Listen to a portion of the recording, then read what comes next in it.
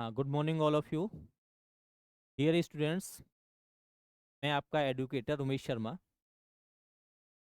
जैसा कि आप देख पा रहे होंगे कि हम केबीसी दीक्षालय के प्लेटफॉर्म पे वोकैब्स की सीरीज लेके आए हैं। जैसा कि आप कवर पेज देख पा रहे हैं, मुझे कोई परिचय देने की इसमें कोई ज़रूरत नहीं है।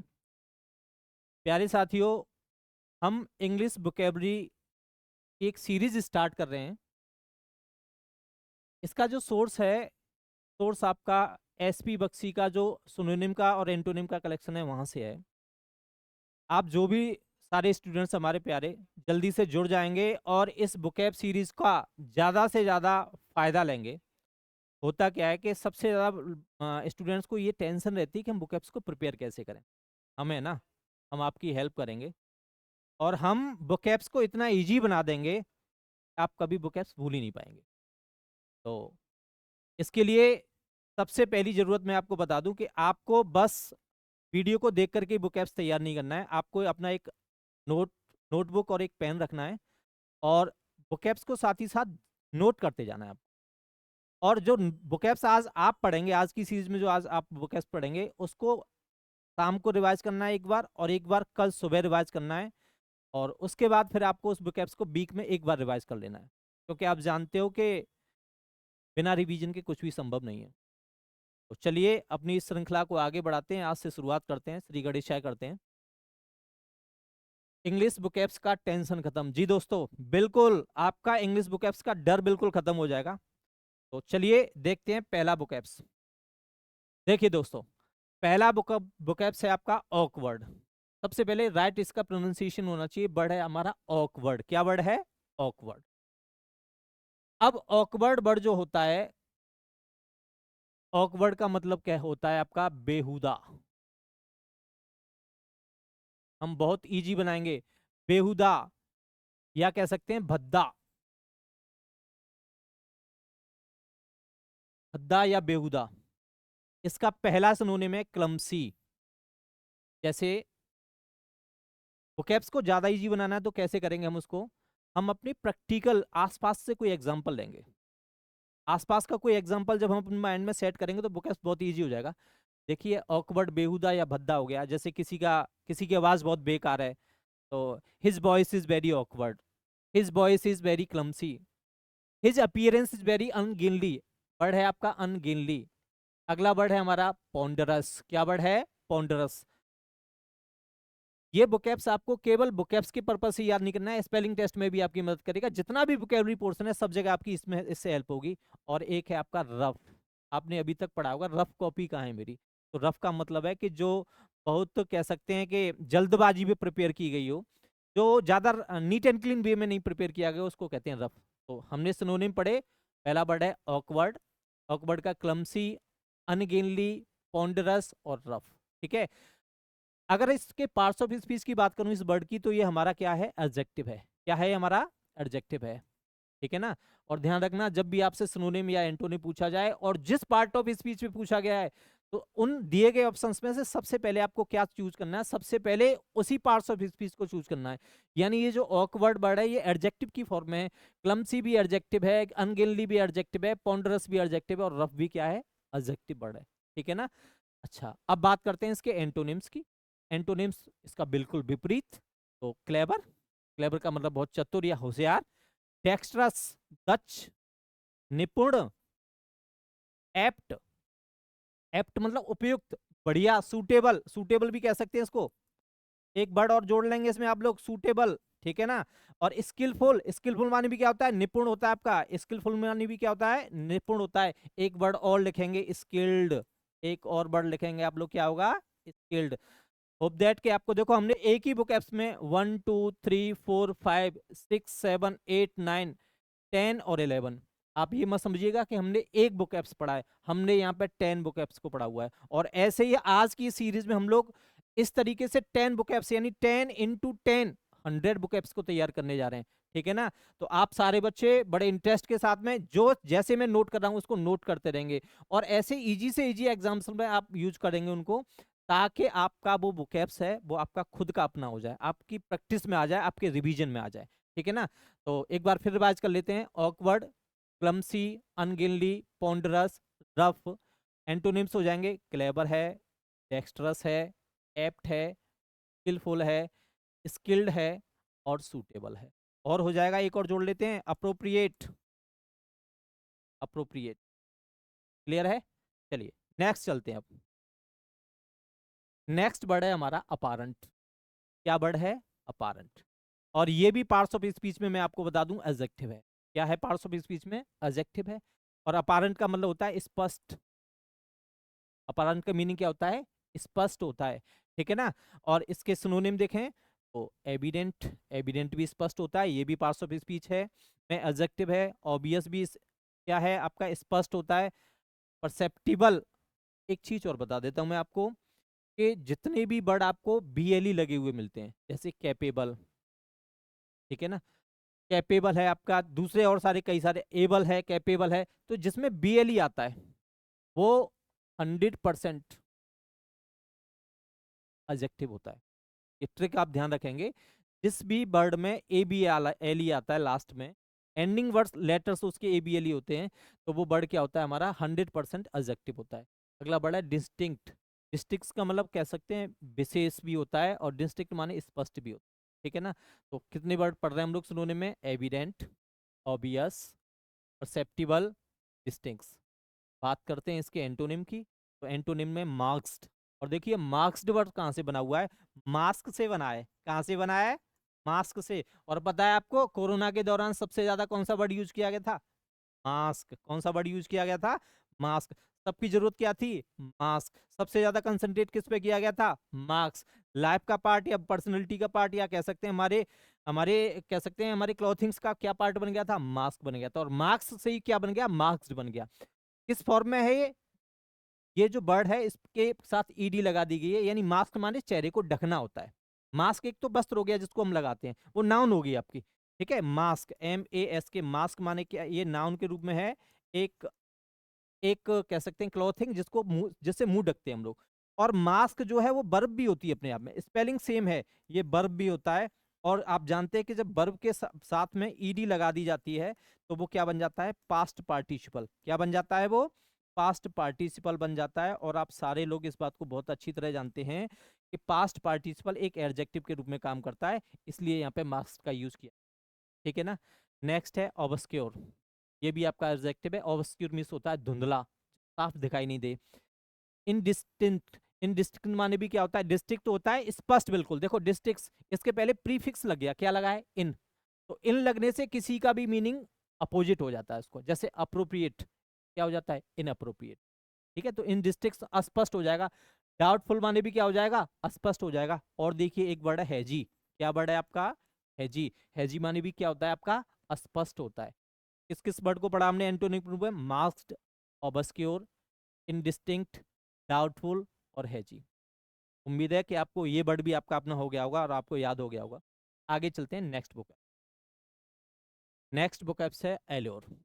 और एल्योर मीन्स क्या होता है? ये पार्ट्स ऑफ स्पीच में अगर बात करें इसकी, तो ये वर्ब है। क्या है आपकी? वर्ब है। कि अभी तक दो वर्ड हमने कैसे पढ़े थे? एडजेक्टिव की फॉर्म में पढ़े थे। और अब ये जो वर्ड है वो आपका क्या है? वर्ब। और इस एल्योर का मतलब क्या होता है? लुभाना। क्या करना होता है? लुभाना। इसका इसका जो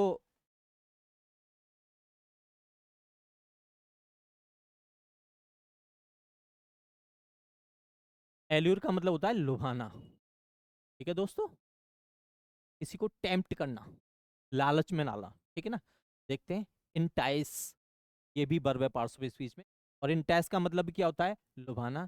फैसिनेट, मोहित कर लेना किसी को, मंत्र मुग्ध कर लेना, मन में बसा लेना, उसको कहते हैं फैसिनेट, ठीक है ना। टेम्प्ट, टेम्प्ट माने भी क्या होता है? किसी को मोह लेना, किसी को अपनी ओर आकर्षित कर लेना। और सिड्यूस भी क्या होता है? सिड्यूस होता है अपनी पर्सनैलिटी से, अपनी क्वालिटी से, ठीक है ना, अपने हाव भावों से, अपने गट्स से, अपने ट्रेड से किसी को अपनी तरफ खींच लेना, उसको कहते हैं सिड्यूस करना। क्या करना कहते हैं? सिड्यूस, ठीक है ना। तो एल्यूर के क्या क्या सिनोनिम है? इंटाइस हुआ, फैसिनेट हुआ, टेम्प्ट हुआ और सिड्यूस हुआ। सारे के सारे जितने भी वर्ड हैं ये वर्ब की अवस्था में, पार्ट्स ऑफ स्पीच में, ये सारे के सारे क्या हैं? वर्ड हैं, ठीक है ना। आपको बुकएप्स के साथ में पार्ट्स ऑफ बेहतरीन नॉलेज मिलेगी। बस आपको ध्यान से वीडियो को देखना है और अपने रजिस्टर में नोट कर लेना है। एंटोनिम की बात करते हैं हम लोग, तो जब लुभाना है तो किसी चीज से अलग हटना क्या हो जाएगा, उसके एंटोनिम होंगे। तो देखिए रिपल्स, रिपल्स माने होता है विकर्षित होना या किसी चीज से दूर हट जाना। दूसरा वर्ड है आपका रिपील, रिपील माने क्या होता है, रिपील का भी मतलब होता है किसी चीज से दूर हटना या दूर भाग जाना। डेटरिस होता है विचलित हो जाना, क्या हो जाना, विचलित हो जाना, मतलब किसी चीज से हट जाना, दूरी बना लेना, उसको कहते हैं डेटर। अगला वर्ड है डिस्टेट, डिस्टेट का भी मतलब क्या होता है आपका, डिस्टेट का भी मतलब होता है दूर हट जाना, क्या कह सकते हैं हम लोग, दूरी बना लेना, ठीक है ना। तो ये बुकैब्स हिंदी के जो मैं आपको बता रहा हूँ, आपको जल्दी से याद हो जाए, आपको थोड़ी सी कन्वीनियंस रहे, सुविधा रहे, इसलिए मैं बता रहा हूँ। बाकी हिंदी का प्रॉपर मीनिंग थोड़ा सा लेफ्ट राइट इधर उधर हो सकता है, बाकी आपको इंग्लिश के वर्ड से ही आपको इसको याद करना है। जब हिंदी का वर्ड हम जान लेंगे तो वो बुकैब्स हमें याद करना और हमारी मेमोरी में रहना बहुत ईजी हो जाएगा। तो एक बार दोबारा से देखते हैं। एल्यूरमिस होता है लुभाना, एंटाइस, फैसिनेट, टेम्प्ट, सिड्यूस, ये सारे के सारे वर्ड इसके क्या हो जाएंगे, सारे के सारे वर्ड इसके सिनोनिम हो जाएंगे। एंटोनिम की अगर बात करते हैं तो रिपल्स, रिपील, डेटर और डिस्टेट्स, ये सारे के सारे वर्ड इसके क्या हो जाएंगे, एंटोनिम्स हो जाएंगे। चलिए दोस्तों, उम्मीद है आप लोगों ने नोट कर लिया होगा। तो अगले बुक से हम लोग चलते हैं। एक बात आपसे कहनी है मुझे, अगर आपको ये हमारी सीरीज पसंद है, अच्छी लगती है, आपको लगता है कि इससे हमें फायदा होने वाला है, तो मेरे दोस्तों इस सेशन को और इस वीडियो को ज़्यादा से ज़्यादा शेयर करेंगे। जो भी ज़रूरतमंद लोग हैं, जो भी आपके फ्रेंड्स हैं और जो भी आपके एस्पायरेंट्स हैं आपके साथ, एसएससी के, बैंक के, डिफेंस के, ठीक है ना, टीजीटी पीजीटी एग्जाम्स के, क्योंकि बुकैप्स कभी किसी एक एग्जाम से फिक्स नहीं है, बुकैप्स तो सारे एग्जाम्स में पूछा जाता है। और हमारा अगर कहीं सिलेक्शन रुकता है, मात्र बुकैप्स की वजह से रुकता है। ग्रामर में एवरेज क्वेश्चन सब करके आते हैं, कंप्रहेंशन में एवरेज क्वेश्चन सारे स्टूडेंट्स करके आते हैं। सबसे ज़्यादा अगर हमारे सामने दिक्कत होती है तो बुकैप्स को लेकर के होती है। और जिस एस्पायरेंट का बुकैप्स बहुत अच्छा होता है, वो सबसे अच्छा कॉम्पिटिटर होता है। और बुकैप्स का एक एक ही ट्रिक है, मैं आपको बता दूं, बड़े चंद शब्दों में मैं इस बात को कहना चाहूँगा कि बुकैप्स के लिए आपको केवल और केवल प्रैक्टिस, केवल और केवल प्रैक्टिस ही ऐसी चीज़ है जो आपको बुकैप्स में आपको महारत हासिल करवा। चलिए, उम्मीद है कि आप सेशन को लाइव करेंगे और ज़्यादा से ज़्यादा लोगों तक पहुंचाएंगे इसको, ताकि अधिक से अधिक लोगों को इसका बेनिफिट मिले। अगला हमारा वर्ड है अबॉर्टिव। साथियों, पार्ट्स ऑफ स्पीच अगर मैं इसकी बात करूं तो ये एडजेक्टिव होता है वर्ड, और इस अबॉर्टिव का मतलब होता है निष्फल, निष्फल कह सकते हैं आप लोग, निरर्थक, जिसको कि हम लोग कहते हैं मीनिंगलेस। क्या कहते हैं इसको, मीनिंगलेस। चलिए, तो इसके सिनोनिम देख लेते हैं। वेन होता है आपका निरर्थक या बेकार, जिसका कोई क्या हो, मत यूज नहीं हो। यूजलेस तो आप लोग बहुत अच्छी तरह से जानते हैं, ठीक है ना। फ्रूटलेस, ये भी क्या है आपका एडजेक्टिव है। जिस तरीके से बी एल ई लगने से एडजेक्टिव बनता है, ऐसे ही एल ई डबल एस लगने से भी क्या बनता है, कोई भी वर्ड एडजेक्टिव बन जाता है। आगे है अनप्रोडक्टिव। प्रोडक्टिव होता है फायदेमंद, लाभप्रद, और अन लग गया या इन लग गया तो उसका मीनिंग अपोजिट हो जाता है, यानी अनप्रोडक्टिव का मतलब हो जाएगा गैर लाभप्रद या हानिकारक कह सकते हैं, निरर्थक कह सकते हैं, ठीक है ना। एंटोनिम्स की बात करते हैं तो एंटोनिम्स में इफेक्चुअल, प्रभावी, लाभदायक, लाभप्रद, ठीक है ना। अगला है प्रोडक्टिव। देखिए प्रोडक्ट, ये अनप्रोडक्टिव था, इसका ये क्या हो गया, प्रोडक्टिव। और प्रोडक्टिव में होता है फायदेमंद, क्या होता है, फायदेमंद कहेंगे, ठीक है ना। अगला वर्ड है हमारा सक्सेसफुल। क्या वर्ड है, सक्सेसफुल, इसको भी वही सफलतम के रूप में या फायदेमंद के रूप में, ठीक है ना, जो नुकसान ना पहुंचाए। और प्रोग्रेसिव भी वही वर्ड होता है, प्रोग्रेसिव का भी मतलब होता है लाभप्रद या फायदेमंद। एक बार जल्दी से इसका रिवीजन करें। अबॉर्टिव, अबॉर्टिव का मतलब होता है, ये एडजेक्टिव है पार्ट्स ऑफ स्पीच में, मीनिंग होगा इसका निष्फल या निरर्थक, ठीक है ना। वेन मिस क्या होता है, निरर्थक, बेकार। यूजलेस भी क्या होता है, यूजलेस, यानी जिसका कोई प्रयोग ना हो। फ्रूटलेस, जिसमें कोई फल ही नहीं हो, जिसका कोई फायदा ही नहीं हो, ठीक है ना। अनप्रोडक्टिव, जिससे कोई प्रोडक्ट ही नहीं मिले, उसको क्या बोलेंगे, अनप्रोडक्टिव बोलेंगे, ठीक है ना। तो निष्फल और निरर्थक के सेंस में ये आपने सिनोनिम पढ़े। एंटोनिम की बात करते हैं, इफेक्चुअल, प्रोडक्टिव, सक्सेसफुल और प्रोग्रेसिव, ये सारे के सारे वर्ड इसके क्या हो जाएंगे। उम्मीद है सारे बच्चे सेशन को बहुत एंजॉय कर रहे होंगे और इसको शेयर भी करेंगे, ठीक है ना। और साथ ही साथ इसको नोट भी कर रहे होंगे और अपने बुक एप्स को बहुत इनरिच भी कर रहे होंगे। नेक्स्ट बात करते हैं मेरे दोस्तों, अगला हमारा जो वर्ड है हमारा L A double L A Y, L A. सबसे पहले तो मैं यहाँ पे आपको एक एडिशनल पॉइंट बताता हूँ। एले जो है ये पार्ट्स ऑफ स्पीच में आपका वर्ब होता है। क्या है ये? वर्ब।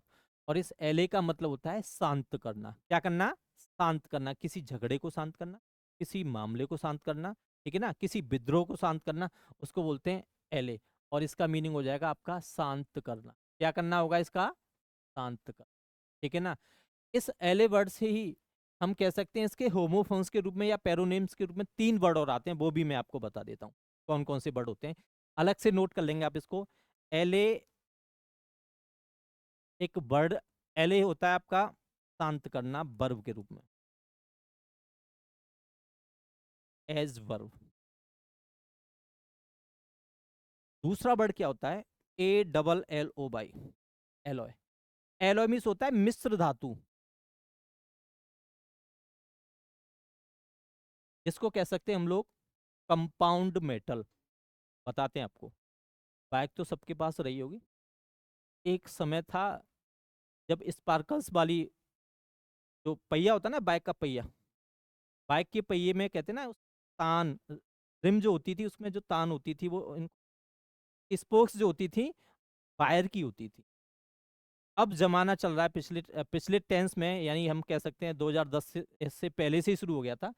फिर जमाना आ गया एलॉय व्हील का। किसका जमाना आ गया? एलॉय व्हील का। मतलब मोटे मोटे तान होते हैं। तो वो जो पहिया बनता है वो किससे बनता है? वो प्योर कह सकते हैं आयरन से नहीं बनता है, वो एलॉय व्हील होता है, मतलब मिश्र धातु से बना हुआ होता है। और ये वहीं से बढ़ लिया गया एलॉय। एलॉय मीन्स होता है मिश्र धातु। क्या होता है? मिक्स धातु। यानी कोई भी पर्टिकुलर एक मेटल नहीं, उसमें एक से ज्यादा मेटल उसमें कंबाइन होते हैं, उसको बोलते हैं एलॉय। क्या बोलेंगे उसको? एलॉय। L alloy. और एक होता है ALLY, अलाय। इस अलाय का मतलब होता है साथी। बोलेंगे एले। क्या बोलेंगे इसको? एले। इस एले का मतलब होता है साथी या घनिष्ठ मित्र। क्या कह सकते हैं इसको? घनिष्ठ मित्र। तीनों वर्ड के पार्ट्स ऑफ स्पीच जाने। एले शांत करना वर्ब हो गई, एलॉय नाउन हो गई, ठीक है ना, और एल भी आपका क्या हो गया? ठीक है। तो ये तो एडिशनल जानकारी थी कि एले, एले, एलॉय और अलाय। अब बात कर लेते हैं इसके सिनोनिम। तो एलआई का पहला सिनोनिम होगा पेसिफाई। पीस से बना हुआ वर्ड है पेसिफाई, किसी झगड़े को शांत करना, किसी मुद्दे को शांत करना, ठीक है ना। सूद, सूद माने भी क्या होता है? किसी को शांत कराना, शांत करना, बोलते हैं सूद। लाइटन, लाइटन का मतलब होता है कि हल्का करना किसी चीज, और वो उसी सेंस में आएगा कि किसी चीज को शांत कराना, ठीक है ना। अगला वर्ड है एस्वेज। वर्ड है एस्वेज, ASSUAGE। और एस्वेज का मतलब क्या होता है? किसी चीज को शांत कराना या उसको सेटिस्फाई कराना। एंटोनिम्स की बात करते हैं तो एग्रेवेट, AGGRAVAT। एग्रेवेट माने होता है किसी को गुस्सा दिलाना, क्रोध दिलाना। हाइटन का मतलब वही होता है बढ़ाना किसी बात को। एजिटेट मिस होता है किसी को क्रुद्ध करना, क्रोध कराना।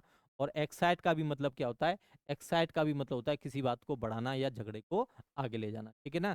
तो रिवाइज करें इसको। एले, एले का मतलब शांत करना, पार्ट्स ऑफ स्पीच में वर्ब होता है। पेसिफाई माने भी शांत करना होता है। सूद का मीनिंग भी क्या होता है आपका? शांत करना। लाइटन का भी मीनिंग क्या होता है आपका? शांत कराना। और एसोएज का मीनिंग भी क्या होता है? आपको शांत करना होता है। एंटोनिम्स की अगर बात करते हैं तो एग्रेवेट होता है, हाइटन होता है, एजिटेट होता है और एक्साइट होता है। इन सब का मतलब होता है किसी बात को आगे बढ़ाना। उम्मीद है आप लोगों ने ये नोट कर लिया होगा और आप बड़ा इंजॉय भी कर रहे होंगे बुक एप्स को। चलते हैं हम अपने नेक्स्ट बुक ऐप। अगला हमारा जो बुक एप्स है वो है हमारा एबोनिबेबल। अगला वर्ड है एबोमिनेबल। और मैंने अभी सेकंड या थर्ड बुक एप्स में आपसे बात की थी कि जिस किसी भी वर्ड के साथ अंतिम लेटर्स BLE आते हैं तो वो 100 और 100% क्या होता है आपका? एडजेक्टिव होता है, ठीक है ना। याद होगी आपको ये बात। चीज़ों को जब बार बार हम रिवाइज करेंगे तो वो चीज़ें हमारी हो जाएंगी, ठीक है ना। एबोमिनेबल जो होता है वो अपने आप में पार्ट्स ऑफ स्पीच की अगर बात करें तो एडजेक्टिव होता है।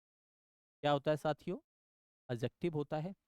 और एडजेक्टिव में एबोमिनेबल का मतलब होता है, मीनिंग जो होता है आपका घृणित। क्या होता है? घृणित, नफरत से भरा। और भी आप कह सकते हैं इसको तिरस्कार से भरा, तिरस्कार पूर्ण कह सकते हैं आप इसको, ठीक है जी। अच्छा, सिनोनिम की बात करें तो ऑडियस एडजेक्टिव होता है, और ऑडियस का भी मतलब होता है नफरत से भरा। डिटेस्टेबल, देखो फिर आ गया बीएलई, यहाँ पे भी बीएलई है और यहाँ पे भी बीएलई, क्लियर सी बात है, एडजेक्टिव है। तो डिटेस्टेबल का मीनिंग भी क्या हो गया आपका, घृणित। रेपग्नेंट, रेपग्नेंट का भी मतलब होता है आपका घृणा से भरा हुआ या घृणित, ठीक है ना। और अवर्सन का मतलब क्या होता है, अवर्सन का भी मतलब होता है नफरत युक्त, नफरत से भरा हुआ। तो ये सारे के सारे वर्ड जो हैं वो आपका abominable, odious, detestable, repugnant, aversion. Antonyms की अगर बात करते हैं, इसका एंटोनिम है लाइकेबल। भाई जिसको नफरत करें और किसी को लाइक करें, तो लाइकेबल, पसंदीदा, पसंद करने लायक। प्लीजेंट, प्लीजेंट होता है अच्छा, हद, सुहावना, प्यारा, सौम्य, ठीक है ना। अफेशिनेट, प्रिय, अफेशिनेट का मीनिंग क्या होता है, प्रिय। औसम, अगला वर्ड क्या है हमारा, औसम, और औसम माने भी क्या होता है, सुखद होता है, प्यारा होता है। नेक्स्ट वर्ड है इंजॉयबल, क्या वर्ड है, इंजॉय, जिसको हम इंजॉय करें, जिसकी कंपनी को हम इंजॉय करें, जिसके साथ रहने को इंजॉय करें हम लोग, ठीक है ना, जिससे बात करने को इंजॉय करें, उसको कहेंगे इंजॉयबल। तो एबोमिनेबल वर्ड था हमारा, एडजेक्टिव की फॉर्म में, पार्ट्स ऑफ स्पीच में, मीनिंग होता है इसका नफरत से भरा हुआ या तिरस्कार से पूर्ण। पहला इसका सिनोनिम ऑडियस, दूसरा वर्ड होगा डिटेस्टेबल, अगला वर्ड है हमारा रिपग्नेंट, अगला वर्ड है एवर्सन। चारों के चारों वर्ड हो गए, ठीक है ना। और भी आप लगा सकते हैं जो आप ज्यादा यूज करते हैं, बहुत छोटा सा मीनिंग है, हेटफुल, ठीक है ना। हेटफुल माने भी क्या होता है, नफरत से भरा हुआ होता है।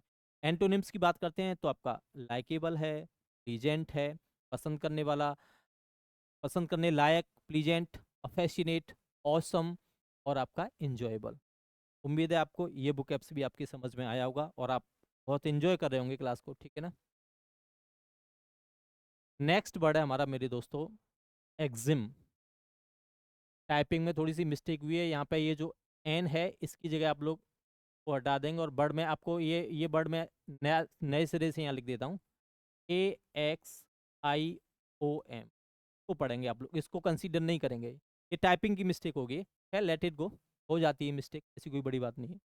तो एग्जिम, एग्जिम माने क्या होता है, सत्य कथन,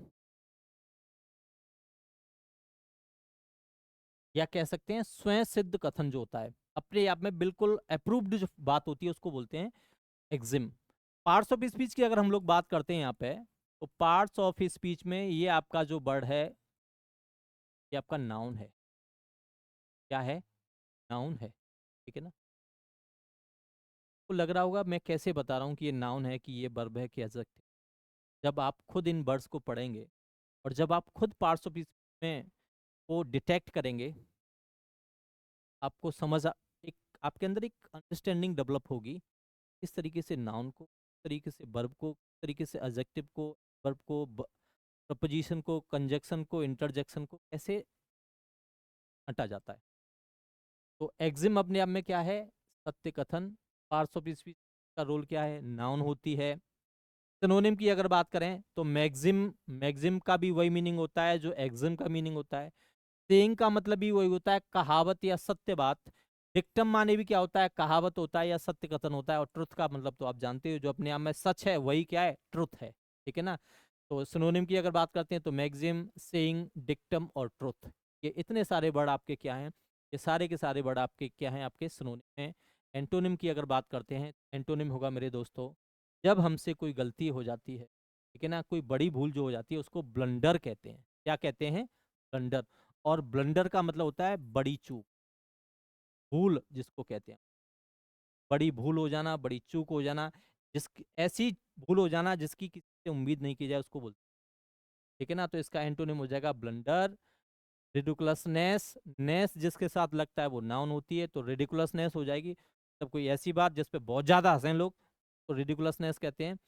इरेबलेंट मतलब जो संबद्ध नहीं हो, ठीक है ना, जो मेल नहीं खाती उसको इरेबलेंट कहते हैं। और एब्सर्डिटी, बेतुकी बात जो होती है उसको क्या बोलते हैं, तो हम लोग बोलेंगे आपका ब्लंडर, रिडिकुलसनेस, इरेबलेंट और एब्सर्डिटी। ये सारे के सारे वर्ड आपके क्या हो जाएंगे, के एंटोनिम्स हो जाएंगे। दोबारा से रिवाइज कर लेते हैं बुकैप्स को। वर्ड था हमारा एग्जिम, एग्जिम का मतलब होता है सत्य कथन।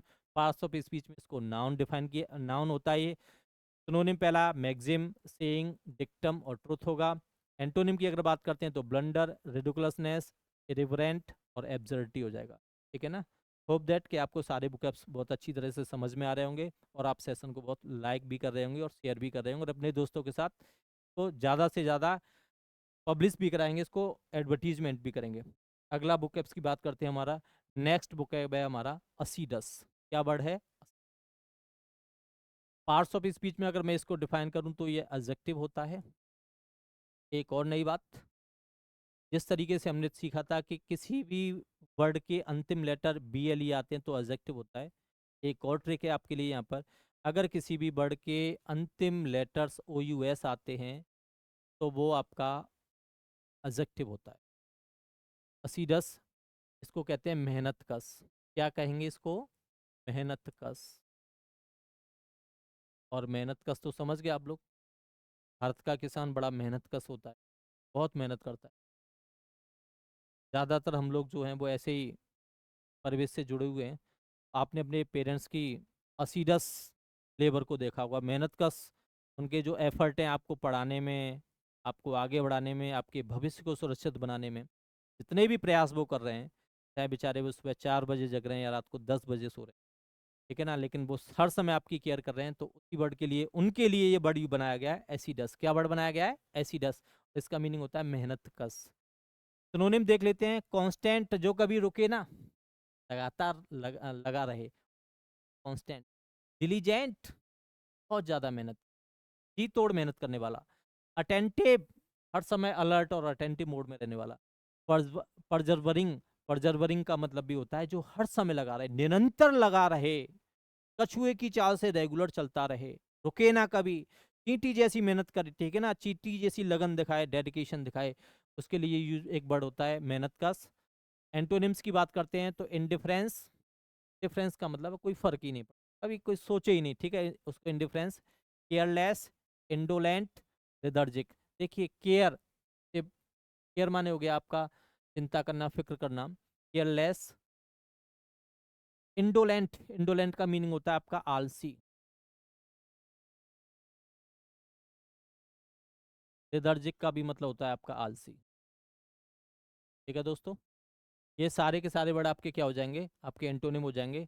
एक बार इस वर्ड को फिर दोबारा से रिवाइज कर लेते हैं। एसिडस, एसिडस को आपको कैसे याद करना है? सबके पेरेंट्स हम सबका फ्यूचर बनाने के लिए बहुत जी तोड़ मेहनत करते हैं, अपना सब कुछ डेडिकेट कर देते हैं, अपना सब कुछ त्याग देते हैं। ऐसे करके याद करेंगे कि मेरे पापा मेरे लिए बड़े एसिडस हैं, बड़े मेहनत कश हैं। ठीक है ना। पहला वर्ड है कांस्टेंट।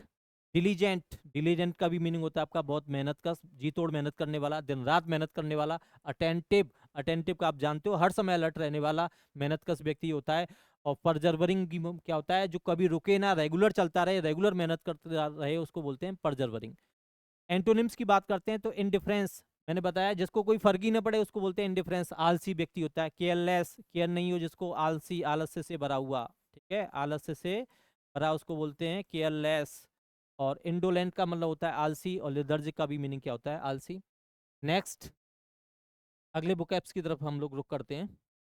हमारा नेक्स्ट वर्ड है हमारा एब्ज्योर। सबसे पहले तो बात करते हैं इसके पार्ट्स ऑफ स्पीच की। तो साथियों, पार्ट्स ऑफ स्पीच में ये जो वर्ड है आपका वर्ब है। क्या है? वर्ब है। और इस एब्ज्योर का मतलब होता है किसी चीज को त्याग देना, परित्यक्त कर देना, ठीक है ना, छोड़ देना, दूरी बना लेना, उसको बोलते हैं एब्ज्योर। इसको बोल सकते हैं परित्यक्त या त्याग देना, छोड़ देना, ठीक है ना।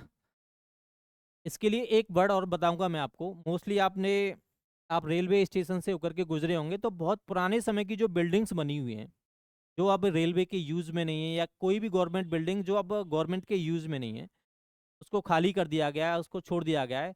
वहां पर बड़े बड़े अक्षरों में लिखवा दिया जाता है अबंडंड, ABANDONED, अबंडंट। क्यों लिखवाया जाता है, कभी सोचा आपने? हम बताते हैं। ये इसलिए लिखवाया जाता है कि वो बिल्डिंग डैमेज स्थिति में चली गई है, कभी भी वहां कोई भी अप्रिय घटना घटित हो सकती है, कोई भी हादसा हो सकता है, इसलिए एक साइन मार्क के रूप में वहां लिख दिया जाता है अबंडंट। ठीक है ना। और अबंडंट का मतलब होता है अब इस बिल्डिंग में किसी का भी आना जाना क्या है, वर्जित है, परित्यक्त है। इस बिल्डिंग को बिल्कुल क्या कर दिया गया है, इस बिल्डिंग को बिल्कुल डेजर्टेड स्थिति में छोड़ दिया गया है। तो ये भी इसका एक सिनोनिम हो जाएगा। सिनोनिम में अगर बात करते हैं तो फॉरसेक, फॉरसेक का मतलब वही होता है त्यागना या छोड़ देना। रिनाउंस का भी मतलब होता है आपका परित्यक्त कर देना, ठीक है ना। रिट्रैक्ट का मतलब होता है किसी से दूरी बना लेना, छोड़ देना। और रिवोक का भी मतलब क्या होता है आपका, रिवोक भी वर्ड आपका ऐसा होता है जिसमें हम लोग क्या कहते हैं उसको, परित्यक्त कर देना या छोड़ देना उसको, ठीक है ना। बात करते हैं एंटोनिम की, तो एंटोनिम होता है अप्रूव। अप्रूव का मतलब होता है अनुमोदन करना, किसी को स्वीकार कर लेना, ठीक है ना, किसी को अपना लेना, किसी को लाइफ का पार्ट बना लेना। सैंक्शन, सैंक्शन वर्ड बहुत अच्छा होता है। सैंक्शन का मतलब होता है संस्तुत करना, और संस्तुति करने का मतलब क्या आप समझते ही होंगे। संस्तुति मतलब किसी चीज को अलाउ कर देना, उसको बोलते हैं सैंक्शन कर देना। कहते हैं ना अभी इसके लिए पैसा सैंक्शन नहीं हुआ है, ठीक है ना, या मेरी छुट्टी सैंक्शन हो गई है, तो उसके लिए। पेट्रोनाइज क्या वर्ड होता है, पेट्रोनाइज का भी मतलब होता है किसी चीज परमिशन दे देना, ठीक है। पेट्रोनाइज पेरेंट से बना हुआ वर्ड है, पैटर्न से बना हुआ वर्ड है। और पैटर्न आप लोग जानते होंगे, PATRON। पैटर्न कौन होते हैं, पैटर्न होते हैं हमारे संरक्षक, जिनको हम लोग गार्जियंस कहते हैं। क्या कहते हैं, गार्जियंस। वो हमारे फादर हो सकते हैं, मदर हो सकते हैं, अंकल हो सकते हैं, ग्रैंड फादर हो सकते हैं, मैटरनल अंकल हो सकते हैं, कोई भी हो सकते हैं, ठीक है ना। तो पैटर्न का मतलब होता है संरक्षक। ये पार्ट्स ऑफ स्पीच में नाउन होते हैं, ठीक है जी। गार्जियंस का सिनोनिम होता है, लेकिन हम तो यहाँ पे वर्ब पढ़ रहे हैं, तो पैटर्न से ही बनी हुई वर्ड कौन सा है, पेट्रोनाइज। एयरफोर्स, खास करके एयरफोर्स वाले बच्चे, मैं बता रहा हूँ आपको, एयरफोर्स के एग्जाम में 1 से 2 क्वेश्चन पार्ट्स ऑफ स्पीच से पूछा जाता है। वर्ब से नाउन बना दो, नाउन से वर्ब बना दो, वर्ब से एडजेक्टिव बनाओ। तो ये वर्ड कई बार पूछा गया, पैटर्न से किस, पैटर्न जो वर्ब नाउन है उससे पेट्रोनाइज वर्ब बनी हुई है। यानी ये क्वेश्चन क्या पूछा गया था, क्वेश्चन पूछा गया था कि पैट्रॉन से ऐसी कौन सा वर्ड है जो वर्ब के रूप में यूज होता है, तो वो कौन सा वर्ड है आपका, पेट्रोनाइज। ध्यान रखेंगे इसको, मोस्ट मोस्ट इंपोर्टेंट वर्ड है ये, मोस्ट मोस्ट इंपोर्टेंट के अंतर्गत मार्क कर लेंगे। और नेक्स्ट वर्ड है हमारा, और अंतिम वर्ड है आज के सेशन का, अडॉप्ट। क्या वर्ड है, अडॉप्ट। और अडॉप्ट मीन्स होता है किसी चीज को स्वीकार कर लेना, किसी चीज को अलाउ कर देना, उसको अडॉप्ट। तो एक बार रिवाइज कर लेते हैं। वर्ड है हमारा एब्ज्योर, एब्ज्योर वर्ब है परित्यक्त या त्याग देना, छोड़ देना किसी चीज, ठीक है ना। फॉरसेक मानी भी क्या होता है, त्याग देना या छोड़ देना होता है। रिनाउंस, RENOUNC, रिनाउंस भी क्या होता है आपका, छोड़ देना। रिट्रैक्ट, रिट्रैक्ट भी क्या होता है, त्याग देना या छोड़ देना। रिवोक का भी मीनिंग क्या होता है, छोड़ देना या त्याग देना।